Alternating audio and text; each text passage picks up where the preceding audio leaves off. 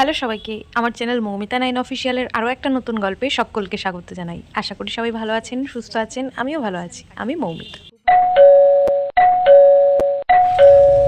Hello সবাইকে, good morning. আজ হলো বৃহস্পতিবার, 17 তারিখ। প্রত্যেক দিন সকালবেলা রোদ উঠলে এই কাজটা আমার থাকে। এই যে বেসিনের সামনে এই দুটো পা মোছা থাকে, তো এইগুলো না প্রত্যেক দিন সকালবেলা এইরকমভাবে আমি রোদে দিই। আধ ঘন্টা এরকম থাকে, আধ ঘন্টা পর উল্টে দিয়ে যাই, ওই পিঠটা শুকোয়। কারণ এর মধ্যে তো প্রায় 15 দিন সকালবেলা কোনো রকম রোদের দেখাই পাইনি, তাই যে কী অসুবিধা হচ্ছিল। আর আজকে ঘুম থেকে উঠেই এরকম সুন্দর একটা রোদ পেয়েছি। এই রোদটাকে কাজে না লাগালে হয় না। তো আমার গাছগুলোর মাটি খুঁড়ে দিয়েছিলাম, ভেতরে ঢুকিয়ে রেখেছিলাম যাতে বৃষ্টিতে একদম মাটির অবস্থা খারাপ হয়ে গেছিলো, যাতে বৃষ্টিতে আর না নষ্ট হয়, তাই ভেতরে রেখেছিলাম। তো চলো, ঘরটা আমার ঝাড় দেওয়া হয়ে গেছে, আগে যাই গাছগুলোকে বের করে স্নান সেরে আবার পুজো দিতে যেতে হবে। আগে গাছগুলো বের করে আসি। এই গাছগুলোকে বাইরে বের করে দিই, তাহলে এই গাছগুলোর মাটিগুলো শুকিয়ে যাবে। আর কালকে যে গাছগুলো বসিয়েছিলাম ওখানে মাটির পরিমাণ কম আছে, কারণ এই মাটিটা শুকোলে তারপর ওর মধ্যে দেবো, তাই ওগুলো বের করবো না, ওগুলো ছাওয়াতেই রেখে দেবো। আকাশটা কতটা ঝকঝকে, আজ প্রায় 15 দিন পর এত সুন্দর পরিষ্কার আকাশ আর এত পরিমাণে রোদ উঠেছে। যাই হোক, আমাকে যেহেতু পুজো দিতে হবে, এই গাছগুলোকে বাইরে নিয়ে আসি। যারা আমার চ্যানেলটি অলরেডি সাবস্ক্রাইব করে রেখেছেন তাদেরকে অসংখ্য ধন্যবাদ, অনেক ভালোবাসা জানাই। আর যারা এখন অবধি আমার চ্যানেলটিকে সাবস্ক্রাইব করেনি তারা অবশ্যই কিন্তু চ্যানেলটিকে সাবস্ক্রাইব করে নেবেন, আর পাশে থাকা বেল বাটনটা অবশ্যই বাজিয়ে দেবেন। এখানেই 4টে গাছকে রাখলাম, তারপর ভাবলাম এক জায়গায় রেখে লাভ নেই, রোদ তো ঘুরবে, এদিক থেকে ঘুরে ওদিকে যাবে, তাই ওই বোগেনভেলিয়া দুটোকে ওদিকে রাখলাম আর এই দুটোকে এদিকে রাখলাম। আর ওই যে মাটিটা যেটুকু শুকিয়েছে এখন এরকমই থাক, আর একটু শুকাক, মানে কাল থেকে এরকম ছিল, এখন টাটকা রোদে দিলাম, যেটুকু শুকোবে। এই মাটিটাকে নিয়ে আমি দেবো আগে আমার এই নীলকণ্ঠ গাছে, কারণ নীলকণ্ঠ গাছটা একটা ছোট টবে ছিল, এখন বড় টবে এনেছি, তাই এটাই মাটির পরিমাণ কম, আগে এটাই দিতে হবে। আর আমি এটাকে ঢেকে রেখে গেছি, কালকে যে বৃষ্টি পড়লে যাতে ধুয়ে না যায় আর রোদ পড়ে যাতে গাছটা একদম পেনিয়ে না পড়ে, তাই গোড়াটা ঢেকে রেখে গেছি। আর এইভাবে ঠিক গাছটাকে বেঁধে দিয়েছি, আশা করি ওর আর কোনো কষ্ট হবে না, আমি যেভাবে ব্যবস্থা করে রেখে গেছি। এখন এই মাটিটা শুকাক, পুজো দিয়ে আসার পর এই মাটিটাকে নিয়ে এদিকে দিয়ে দেবো। যাই ঝটপট চলে এসেছি ঠাকুর ঘরে। আজকে বুনু আর আমি একসাথে পুজো দেবো। হ্যাঁ, তোমরা সবাই ঠিকই শুনেছো, আজকে বুনু আমার সাথে এসছে। গতকাল শুক্রবার শ্রাবণ মাস পড়ছে, এবার ভেবেছি গোটা শ্রাবণ মাসে যে কটা দিন পারবো বাবার মাথায় অবশ্যই জল ঢালবো। তো আজকে থেকেই শুরু করলাম বুনুকে নিয়ে। বুনু আমার সাথে চলে এসেছে, আর এখানে মা প্রত্যেক দিনের মতন সবটা রেডি করে রেখেছে, ফুল থেকে শুরু করে ফল, ঠাকুরের পোশাক, বাসন ধুয়ে রাখা, সবটাই। তোমরা যারা আমার ভিডিও দেখো তারা তো জানোই। তো এখানে আমি প্রথমে ঘটের মধ্যে স্বস্তিক চিহ্নটা এঁকে নিয়েছি। গত কয়েকদিন তোমরা আমার ভিডিওতে এত ভালোবাসা দিয়েছো যে তোমাদের কি বলবো সেটা আমি বুঝতেই পারছি না। অসংখ্য ধন্যবাদ, অনেক ভালোবাসা রইল তোমাদের জন্য। যতক্ষণে আমি ঘটে স্বস্তিক চিহ্ন আঁকছিলাম ততক্ষণে বুনু এখানে এই আকন্দ ফুলগুলোকে একটু ছাড়িয়ে নিচ্ছে, মালা বানাবে। গতকাল বুধবার আমরা বেরিয়েছিলাম, একটু দরকার ছিল, তোমরা তো দেখলে বেরোলাম মায়ের জন্যে। তো তখন না ফেরার পথে দেখছি আকন্দ গাছে একটাও ফুল নেই, যে কটা ফুল ছিল মাত্র এই কটাই ফুল পেয়েছি, এই কটাই নিয়ে এসেছি। এটাও যদি রেখে আসতাম পরের দিনের জন্য, যে পরের দিন এসে নিয়ে যাব, তাহলে আর পেতামই না। যাই হোক, বুনু এখানে মালাটা বানিয়ে নিচ্ছে, আমি সব ফুলের মধ্যে চন্দন মাখিয়ে ফুলগুলো আগে ঠাকুরের চরণে দিয়ে নিচ্ছি। চলো, একটা খুব সুন্দর কমেন্ট তোমাদের সাথে আমি আজকে শেয়ার করব।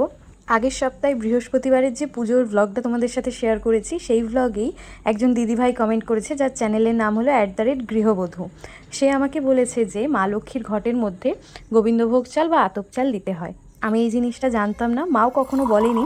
তো আমি সেজন্য আমার এক ঠাকুমাকে জিজ্ঞেস করেছি, সে বলেছে সেও কখনো করেনি, সে আর একজনের কাছে জানতে চেয়েছে, সে জেনে আমাকে জানাবে বলেছে। সে আরও একটি কমেন্ট করেছে যে পিতলের বেলপাতা দিতে হয় ঘটে, সাথে পিতলেরই সব দিতে হয়, দুব্বা, তুলসী পাতা, ডাব, সুপুরি, কাঁঠালি কলা, পিতলের পদ্ম ফুলের পাতা, কলা পাতা, হরিতকি এবং একটি কয়েন দিতে হয় যেটি 16 আনার, সাথে দিতে হয় কাঁচা হলুদ।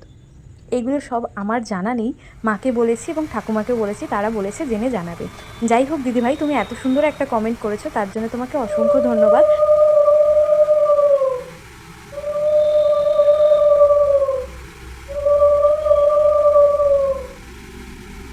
এখানে আমার ঘট স্থাপন হয়ে গেছে, যেভাবে মা শিখিয়েছে ওইভাবেই করলাম। প্রথমে ঘটের মধ্যে স্বস্তিক চিহ্ন এঁকে নিলাম, আম্রপল্লবে স্বস্তিক চিহ্ন দিয়ে নিলাম, মানে 5টা পাতার ওপর 5টা ডট, আর পানের ওপর একটা ডট দিয়ে নিলাম। তারপর ঘটিতে গঙ্গার জল দিলাম, তার মধ্যে একটা মা কয়েন রেখেছে, যেটা কত কয়েন আমি জানি না, যাই হোক কয়েন আর সুপুরিটা জলের মধ্যে দিয়ে দিলাম। এবার ঘটির ওপর প্রথমে আম্রপল্লব রাখলাম, তার ওপর পান, আর তার ওপর বেলপাতা, দুব্ব আর ফুল দিলাম, দিয়ে ঘরটাকে স্থাপন করে নিলাম। এরপর চলে এলাম এখানে গোপাল সোনাদের আগে সাজিয়ে নেওয়ার জন্যে। মা এই 2 গোপালের জন্য গোলাপি রঙের জামা বের করেছে, আর আমাদের গোপালের জন্য একটা হলুদ হলুদ রঙের জামা বের করেছিল, যেটা আমার ম্যাচিং ম্যাচিং মনে হয়নি বলে গোপালের একটা নতুন জামা ছিল একটু ছোট সাইজে, কিন্তু বেশ ভালোই মানাচ্ছিল, তাই সেই জামাটা বের করে গোপালকে পরিয়ে নিয়েছি। তারপর একে একে সব গোপালকে আজকে সুন্দর করে সাজিয়ে মুকুটটাও একটু পরিবর্তন করে নিয়েছি। আমাদের 2টো হলুদ রঙের মুকুট ছিল, সেটা দিয়ে এই গোপাল 2কে সাজিয়ে নিয়েছি। আর সব শেষে হাতের মধ্যে বাঁশি দিয়ে নিচ্ছি, পুরো সাজের পূর্ণতা পেয়ে গেল। দেখতে কি সুন্দর লাগছে না সব গোপালদের? অবশ্যই কিন্তু জানিয়ে যে গোপালদের দেখতে কেমন লাগছে। যাই হোক, তারপর এখানে একটি পাত্রের মধ্যে ঘি, মধু, সাদা চন্দন আর গঙ্গার জল নিয়ে নিয়েছি। সেটাই প্রথমে বাবার মাথায় ঢেলে নিলাম, মাখিয়ে নিচ্ছি, তারপর গঙ্গা জল বাবার মাথায় ঢেলে নেব।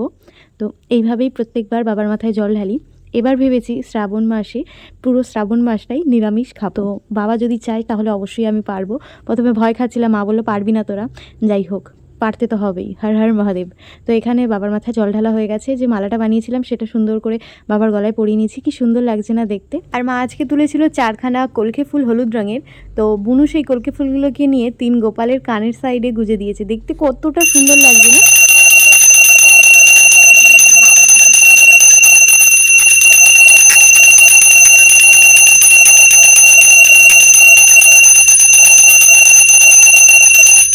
পুজো সেরে চলে এসেছি নিচে। মা লাঞ্চের মেনুতে রেখেছিল সাদা ভাত, লাল শাক ভাজা, এখানে মুগ ডাল, তার সাথে লেবু আর আলু বরবটি ভাজা, যেটা খেতে অসাধারণ ছিল।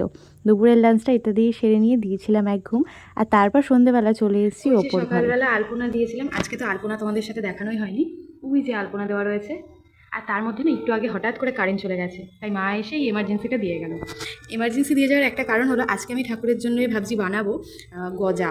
তো এরপর তোমাদের সাথে আর কথা হবে না, পুরোটাই তোমাদের সাথে শেয়ার করব, তোমরা দেখো। আর ওই যে আমার রিং লাইটটা আগের বার মেকআপ লুকিয়ে গিয়ে গন্ডগোল করেছিল, ওটাকে এখানে লাগিয়েছি, দেখো কেমন গন্ডগোল করছে। জানি না ও কী চায়, যাই হোক ভগবান যা চাইবে তাই হবে। তো চলো আমি কাজ শুরু করি ভগবানের জন্য।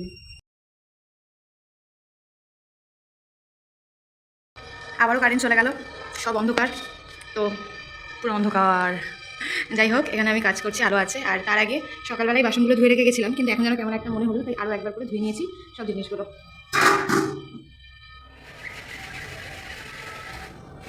আবার কারেন্ট চলে এলো। সকাল থেকেই ভাবছিলাম কিছু প্রসাদ বানিয়ে দেবো আজকে ঠাকুরকে, কিন্তু সকালবেলা আর আনা হয়নি। তো পুজো সেরে নামার পর বাবুকে বলে এগুলো আনিয়ে নিয়েছি। আজকে ঠাকুরের জন্য আমি বানাচ্ছিলাম গজা, কারণ লুচি, সুজি, মালপোয়া তো আমি করেই দিই। আজকে অন্যরকম করতে ইচ্ছা করছিল প্রসাদ। তো এখানে রিং লাইটটা গন্ডগোল করছিল বলে রিং লাইটটাকে একটু অফ করে রেখেছি, আর ওইদিকে এমার্জেন্সিটাকে অন করে ময়দাটাকে ভালো করে চেলে নিলাম, তার মধ্যে দিয়ে নিলাম ঘি। আর এখানে ময়ামটাও দেখলে কতটা সুন্দর হয়েছে। ভিডিও দেখে নিয়েছিলাম একটা বিকেলবেলা বসে বসে, যে কীভাবে গজা বানাতে হয়, আমিও ঠিক সেভাবেই বানাচ্ছি। এখানে কিন্তু ময়দাটা আমার সুন্দর করে মাখা হয়ে গেছে। প্রথমে ভেবেছিলাম শুধু গজাই বানাবো, তারপর ভাবলাম না, শুধু গজা বানালে কেমন লাগে, তাই 8খানা ডেলি করে নিয়েছি। গোল গোল করে 8খানা লুচিও আমি ঝটপট প্রথমে বেলে নিচ্ছি। এরপর বাকি যে ময়দার ডেলিটি ছিল সেটাকে বড় করে বেলে নেব, সেটাকে 2 খণ্ড করব, তারপর আরও 2 খণ্ড, মানে 4 খণ্ড করে এক জায়গায় করে সেটাকে আবার বেলবো। বেলার পর তার থেকে 4 টুকরো করে বারবার বের করব, আর সেগুলোকে এক জায়গায় করে বেলবো, যাতে ভেতরের ভাঁজটা ভালো হয়। তো তারপর এখানে একে একে আমি গজাগুলোকে কেটে নিয়েছি। বেশি বড় করিনি, মাঝারি সাইজের করেই কেটে নিয়েছি। সাইডে যেগুলো বেরোচ্ছিল, যেগুলোর সাইজটা ঠিকঠাক ছিল না, সেগুলো দিয়ে পরে আরও আমি 8খানা বানিয়ে রেখেছিলাম, যাতে পরদিনও মা ঠাকুরকে দিতে পারে। আর মা বারবার নিচ থেকে বলছে, কিরে তুই পারছিস তো, ভয় লাগছে না তো, সাবধানে, কারেন্টের কাছে কিন্তু একদম যাস না। এখানে প্রথমেই আগে লুচিগুলোকে ভেজে নিচ্ছি, মানে একটা একটা করে কিন্তু আমার সবকটা লুচি একবারে ভেজে নেওয়া হয়ে গেছে। প্রথমে আগে লুচিগুলো ভেজে নিয়েছি আর তারপর গজাগুলোকে বসিয়েছিলাম ভাজার জন্য। গজাগুলো একটু টাইম নিয়ে ধীরে সুস্থে ভাজতে হবে, তাই গজাগুলোকে এখানে বসিয়ে দিয়ে প্রথমেই আগে ঠাকুরের প্রসাদের যে বাসনগুলো আছে, মানে যেগুলো সকালের ছিল, সেগুলোকে ধুয়ে রেডি করে নিয়েছি। এখানে গজাগুলো কিন্তু আমার সব ভাজা হয়ে গেছে। এরপর ঠিক যতটা পরিমাণ জল ততটা পরিমাণ চিনি নিয়ে একটা শিরা গরমের জন্য বসিয়ে দিয়েছি, আর তার মধ্যে গজা দিয়ে আমি চলে গেছিলাম ঠাকুর ঘরে সন্ধেটা দিয়ে নেব বলে। সন্ধে দেওয়ার ঠিক আগেই আমি চলে এসেছিলাম ওপরে এই কাজগুলো করব বলে। তাও কিছু মানুষ আছে সন্ধ্যের আগেই সন্ধে দিয়ে দেয়, যেটা তোমরা হয়তো আমার ভিডিওর আওয়াজ শুনে বুঝতে পেরেছো। হ্যাঁ, তো এখানে আমি প্রথমেই আগে মোমবাতি জ্বালিয়ে নিলাম, তারপর প্রদীপ জ্বালিয়ে নিলাম, আর তারপর জ্বালিয়ে নিয়েছি ধূপকাঠি।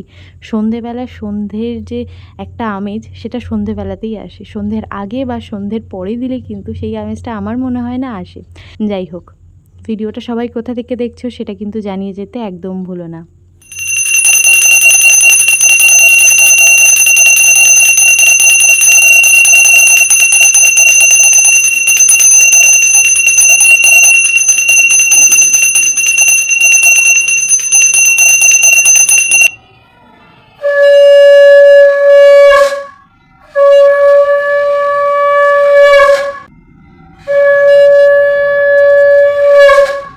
যতক্ষণ আমি সন্ধে দিচ্ছিলাম ততক্ষণে গজাগুলো শিরার মধ্যে দেওয়াতে পরিপূর্ণ তার মধ্যে মিষ্টি রসটা ঢুকে গেছে। তো এখানে প্রথমে থালার মধ্যে একটা লুচি আর তার উপর গজাগুলো দিয়ে প্রথমে থালাটা দিয়ে নিয়েছি, আর তারপর জলের গ্লাস দিয়ে নিলাম। প্রত্যেক বৃহস্পতিবার সন্ধেবেলা কিন্তু আমাদের বাড়িতে মা লক্ষ্মীর পাঁচালি পড়া হয়। তো আজকে আমি মা লক্ষ্মীর পাঁচালি পড়ছিলাম, তার জন্যে হাতে বেলপাতা, দুব্ব আর দুটো ফুল নিয়ে নিলাম। বৃহস্পতিবারের ব্রতকথা, ব্রতকথা সমাপ্ত হল।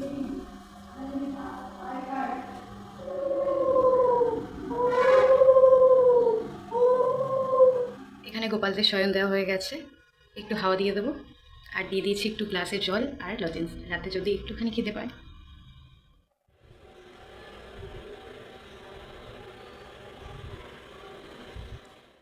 এখানে প্রসাদ নামিয়ে নিয়ে চলে মধ্যে মা একটা খেয়েছে, বুনু একটা খেয়েছে, আর 6খানা ছিল।